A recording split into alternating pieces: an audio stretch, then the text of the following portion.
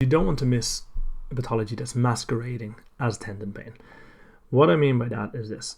Here's an example. We had a 42-year-old female who presented to our clinic and she had left Achilles pain, also with a right knee pain, activity related. So from the basic, first few minutes of history, I was thinking, this looks like a mid-portion Achilles tendinopathy and maybe some patellofemoral pain syndrome. Family history: her mother had crest, sister had juvenile inflammatory arthritis, the aunt and cousin had lupus. Also, the patient herself had psoriasis affecting her scalp, ears, nails.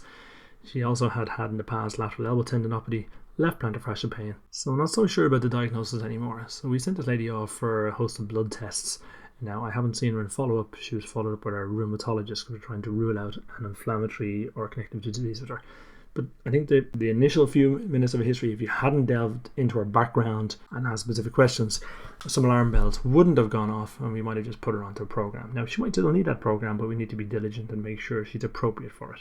Because one of the unique features of spondyloarthropy is enthesitis, or inflammation where the tendon attaches to the bone. It can also be where a ligament attaches to the bone. And enthesopathy commonly affects plantar fascia, the Achilles, patellar tendon, and the elbow.